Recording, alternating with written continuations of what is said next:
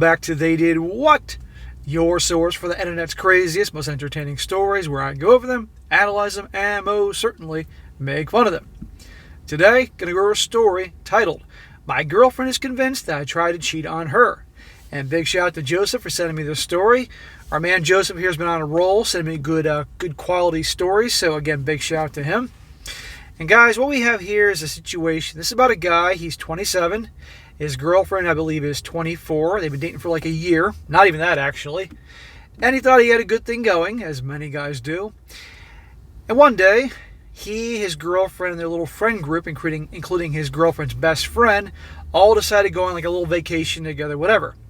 And one night, when he went down to the bar at the hotel, he saw his girlfriend's best friend drunk with a bunch of dudes. He could sense something was off, so being the gentleman that he was trying to be, escorted her back to her room, where she put the moves on him.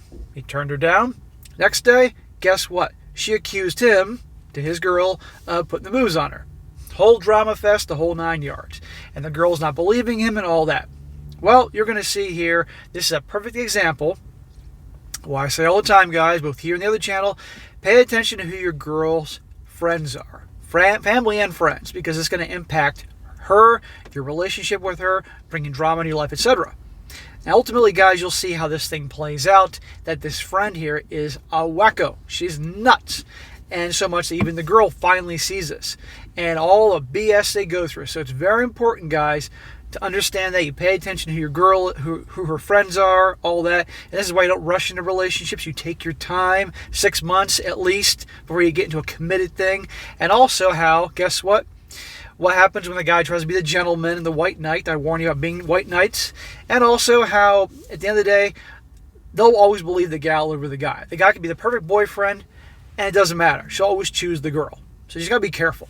But anyhow, starts off, he says here, I, a 27-year-old male, and my girlfriend, a 24-year-old female, we'll call her Evie, have been dating for about a year now. Just this past week, we went on a big vacation with our friend group, including her best friend Tara, a 26-year-old female. 3 nights ago, Evie and I were in our hotel room just chilling together when I went down to the bar to get a bottle of wine and some ice for us. And I saw Tara at a table with some guys I'd never seen before, and she looked pretty tipsy. I didn't think it looked all that safe for her being on her own like that, so I went over and made small talk and eventually asked if she needed help getting back to her hotel room since it was pretty late. She agreed, and we left together. But once we were in the little walkway, heading back to the main hotel building, she backed me up against the wall and made a pass at me, asking me to spend the night with her. Sounds like she was a little more than tipsy, or she knew darn well you turned her down when she saw an opportunity to stir up some shit. The BFF probably doesn't like you taking her away from her friend. Now she's got the guy. I put my hand on her shoulder to move her back and turned her down and told her she was drunk and I'd never do that to Evie, and I left her there to get back to her room herself since I was uncomfortable. So, what happens, guys, in these stories I talk about when a gal is rejected by a guy? A lot of them don't handle it very well, and a lot of time that's where accusations start to fly. This is why you never date a coworker.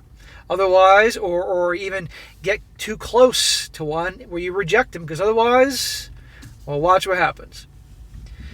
Here's where I effed up. I didn't tell Evie about it when I got back to our room because she and Tara are close and I didn't want to ruin the vacation. But I did intend to tell her once we got back home. The only trouble is the next day at breakfast while I was sleeping in, Tara told Evie that I was the one who made the pass at her while she was drunk, and that I'd gotten jealous and possessive when I saw Tara talking to those guys, and needless to say, Evie believed her. This is why you have to tell her right away, because now that gal can control the story. And who do you think she's going to choose to believe? She came back to the room, just quietly crying, and told me what Tara had told her, and that she'd be staying in Tara's room for the remainder of the trip, and that we'd talk about our relationship when we got back home. Basically, she's going to dump me. I'd be like, oh, no. We're going to talk right now. I don't want to hear this "we'll talk later" thing. We're talking right now. Here's what happened. End of story. Or I'm walking. Now I know what half of the commenters are going to say. To cut my losses with Evie, and she's enough of an idiot to believe Tara over me. The trouble is, I really messed up at the beginning of our relationship after our first fight. I got really drunk and started messaging girls trying to hook up with them, and Evie found out and was absolutely devastated. So I understand she doesn't 100% trust me with stuff like this. Well, to be fair, and I try to keep things fair, imagine if you had, say you're guys, okay. Imagine you had a girl you're seeing for, this is a bad analogy. Okay, imagine a girl has a boyfriend, and he's been good to her the entire time, right? And she has a girlfriend that she's been friends with since childhood. And the girl tells her one thing, the guy put the moves on me, he's telling her something else. She's in a tough spot regardless. But then it's something else if you find out the girl, her BFF, had a very bad history of drama and lying and turmoil. Then in that case, you got to listen to the guy. But regardless, I wouldn't have stood for that. I'd be like, look, this is what happened. You'll believe me, I'm walking. But right here, he said, beginning of our relationship, we got into a fight, and I was already trying to text other girls to hook up. So she understandably has her doubts. Tough situation. But when you find out more about this girl, Tara, this is her code name, then you'll see why this girl should have been willing to listen to this guy a little bit more. Anyway, it says here, also, she's only known me for a year and a half at most, and Tara her whole life, and she considers Tara her second chance at having a sibling. Evie's older brother died when he was 18 and she was 10. Also, there's the fact that I'm madly in love with her, and she's the girl I want to marry, and I just can't lose her over this. Smack. My big smack is coming in because this guy has put himself in a position to be vulnerable in the sense that now he knows probably deep down how he should handle this, but he's going to handle it differently because I'm so in love with her and I just can't lose her over this. It's like, dude, you're a relationship guy. There are plenty of women out there, and you don't need this shit in your life. You don't need the girl with the wacko friend accusing you of stuff. Because even if she believes you, you think she's going to kick this girl to the curb so easily, this girl's going to be in your life causing drama. You don't need that. And you don't need the gal that's doubting you. It's not going to work. You can't have a relationship without trust. He says, I don't understand why Tara lied, but right now my priority is getting Evie back. How do I fix this? What should my next steps be? Frankly, if it was me, I would have walked. I would have let her leave, and I would have told her right then and there, bullshit, this is what happened, and if you're not going to listen to me, I'm out of here. And if she left, I would have left and let her come to me. I wouldn't go chasing after her, but you'll see how this goes. Now with the update. He says, the vacation is coming to an end, and a lot has happened in the past 2 days. After I made my post here, I spoke to my best friend Matt, who's on the vacation with us, about what had gone on and what Tara had told Evie, and I was fully prepared to take him to take their side since he's got a lot of baggage from being cheated on in the past. But instead, he told me he believed me, and not only that, but he brought up real concerns about the way Tara has been treating Evie in the time we've known them. I can't say I've ever noticed, because Tara and I have never hung out that much since our personalities clash, and Evie only has nice things to say about her. But Matt pointed out on multiple occasions why Tara has put Evie down and been mean to her about her appearance and her personality, and how it seems like Tara has always been really manipulative hold over her. Now we're getting somewhere. This childhood friend is a bossy, controlling, manipulator, trouble. Things that you should notice before you get in a relationship with a girl about her best friend. Looking back on it, I now definitely see it, and I feel guilty for never noticing sooner. He and I devised a plan to talk to Evie together without Tara there to hopefully get her to see sense. At first, she didn't want to hear me out, but after Matt explained his concerns, she got all quiet and sat down and just kind of stared off for a moment. Evie told me that she never didn't think that Tara would do something like that, and she never means to be hurtful, and Evie called herself too sensitive sometimes. But I could see her starting to doubt Tara and make sense of the things. Okay. She should have listened to him first, but with the friend there, okay, at least she's starting to come around here. And wait till you see the fireworks they're about to start. Eventually, I managed to convince her that we should confront Tara together, and she agreed. Oh, this is going to go well. As you can probably expect, Tara got incredibly defensive and pulled out of the crocodile tears, and she started accusing Evie of choosing a man over her. I could see Evie losing her confidence, but she eventually told Tara that she didn't believe her, that she thought Tara had been lying, that she thought Tara had left her lying habits behind in their teen years. Ooh, wait a second here. Tara has a reputation for being a liar? Huh. Guess what? People, for the most part, don't change. So no surprise, a decade later in her mid to late 20s, she's the same way. Tara then switched on a dime and got really nasty and vicious and started calling Evie names I won't repeat here, and more or less admitted to lying because in her opinion, Evie doesn't deserve the nice things she gets, including me apparently. Now we're getting somewhere. The so-called BFF is jealous. How many times have I said women don't have friends, they have competitors? The old frenemy thing. She's trying to sabotage her good thing. This is what certain so-called friends will do. Girl gets a guy, she's happy. The friend or friends are alone. They don't have a guy. So they'll sabotage that so that way then they can have her back and they all can be on equal footing. It happens all the time, guys. She was screaming so loud, people in the next hotel room came to check on us. I got Evie out of there and told Tara to stay away from her and not to try to contact her. She's a run-of-the-mill harpy. When Evie and I were alone and had made up, she told me that wasn't the first time Tara had been really nasty to her like that. And that happened a lot in their teens and early 20s when Evie didn't go along with what Tara wanted. But that it hadn't happened in a few years, so she thought Tara had changed and gotten better. Yeah, my ass. Bullshit. Generally speaking, and I mean people do not change, okay? Some people could be happy and maybe, a better version of themselves in the moment, but for the most part, people do not change. And she's a wacko. This, again, is why this guy should have taken his time with her to find out about what her friends are like. And if he saw this, he would have been like, nope, not interested.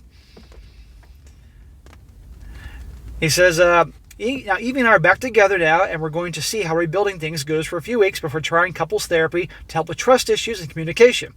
Evie's decided that she no longer wants to be in contact with Tara, and I think she's starting to unpack and realize a lot of the damage that being Tara's friend for so many years has caused her. This has easily been the worst vacation of my life, but I'm glad to have my girlfriend back, and hopefully we can turn a new leaf together once we get back home. Thanks to everyone who gave me encouragement to talk to Evie. If he's going to have a future with her, I would make it abundantly clear, you're going to listen to me from now on, you're going to believe me, and if we're going to have a real future together, I come first, and you're cutting this wacko out of your life completely. She's trash, she's fucking garbage, and I'm not going to stand for it, and literally, it's either me or her. And if in any way, shape, or form she gives that gal a chance, I'd be like, I'm walking. And yeah, we got to work on our communication and trust issues. Now for the final update to see where this goes, because this sure as hell ain't over with the wacko friend. He says, another update. I'm just posting this here because a few things have happened, and some of you who follow me might want to know. We want to know. We all managed to get home okay from our trip, and Evie stuck to her word but not contact Tara. But Tara has tried ceaselessly to get in contact with her. When Evie blocked her number and social media accounts due to the endless calls and messages, Tara started calling the house phone or using payphones to try and bypass that. It's gotten real psycho too, and she's been calling us in the middle of the night. We're reluctant to get rid of the house phone because Evie's parents are technophobes and prefer to call her up the old-fashioned way, and that's how they stay in contact. When the calling didn't work, she started sending Evie letters, the contents of which were telling her that she made a huge mistake and that I am abusing her and manipulating Evie, and that Tara is just trying to keep her safe. Yeah, that's what she's doing. There were even a few vague threats of self-harm in there if Evie didn't forgive her and dump me. Oh, more manipulation, putting it on her if she does something. I honestly thought Tara was just a reformed mean girl who loved attention when I first met her, but after all this, it's clear she has mental issues like a personality disorder or something. Call the police. File a complaint about harassment. How about a restraining order at this point? This chick is psycho. You don't know what she's going to do next. On Friday, she showed up at the apartment while I was cooking and told Evie again that I was doing awful things to her, and that she would call the police and make a complaint if that's what it took for her to leave me. Oh, so she's going to make up another story here. She even brought up Evie's dead older brother and told her that he'd be so disappointed to see her with a man like me. Oh, man, that is horrible. If you can't see the manipulation in this, I don't know where you would see it. Yet Evie told her gently and calmly to leave, and that she didn't want to get a restraining order against Tara, but that she would if this kind of stuff continued. It astounds me that she can be so empathetic and kind to Tara after everything that's happened. But since Friday, we haven't heard anything, and the calls to the apartment have stopped. Well, it sounds to me that Evie is very easily, she's a follower. That's what this sounds like. And obviously pushed around and, shrieking violet and all that. I mean, pretty weak. But also Tara sounds like a freaking bully as all hell. And bullies can pick out weak people and they push them around. They don't like it when they push back. I suggested filing a restraining order anyway, but Evie is reluctant to because all her friends have now cut Tara off, and it seems like she's going through some kind of mental breakdown, and she doesn't want to do anything that might make Tara do something stupid to herself. You mean have one less asshole in the world? Evie has contacted Tara's parents to express her worry and see if they can do something to help her get professional help. I think I'm still going to try and convince her to get a restraining order, though things start up again. But the more I learn about Tara and her past with Evie, the more I'm relieved that the friendship is dead and she can no longer use my girlfriend as an emotional punching bag. I struggle having sympathy for this person. I'll keep posting here until things die down. It's nice to have a place to vent. Yes, call the cops and talk about being harassed. Okay, now the gal's showing up on your doorstep. And in my opinion, do the restraining order. But guys, see here what I'm talking about. What this guy's gone through by not screening his girl with a wacko friend, the accusations, all this drama. You don't need this in life. A pretty girl isn't worth it. Find someone else. There are girls out there that do have some normal friends, but like this, you can see this a mile away. But look what happened to him when he tried to be nice to her and help her out. She sabotaged it on purpose because she was pissed off, obviously, that her so-called friend had a good boyfriend, was happy and all that. Like I said, they don't have friends, they have competitors. And again, back to old Al Bundy's line, don't try to understand women. Women understand women, and they hate each other. Now, real quick, a few comments here, and I'll wrap this up. One guy says here, you don't need to file a restraining order, but you need to report the harassment to the cops to get it on record before Tara spins her own web of lies. Hell yeah. This is also, and this is the most important thing to the OP, always have your phone ready to record at a moment's notice, download whatever apps you need to. Yeah, because you can show up. If Tara comes to your work or the parking lot at the store, you hit record and walk away and find security. Never engage, never try to talk any sense into her. Never think she will react maturely. Expect her to try and fake a assault or something. If you and Evie have iPhones, enable phone tracking so you can know where each other is. This is not over and it will get worse before it gets better. You might also get a doorbell camera for your front door. There are expensive ones that will work over Wi-Fi and you can record video and audio and you can see who's at your door without going to the door. Yes, those things do exist, but it's sad it has to come to this. But, and last one. This guy says, and this is good. He says, so, I hate to bring gender into this, but man the F up. Tara is poison. Restraining order 20 years ago, bro. Because if she's already come to your doorstep, I'll bet she'll do it again, probably armed. You say she's experienced a mental health crisis, call a wellness check on her. That will either settle this troll down or get her the help she needs. And by the way, yes, Evie has been acting like a doormat. She's dating you, but chose Tara's word without a second thought. And it took you 3 days to resolve that, and the situation is still going on. Restraining orders now for your guys' safety. Yeah.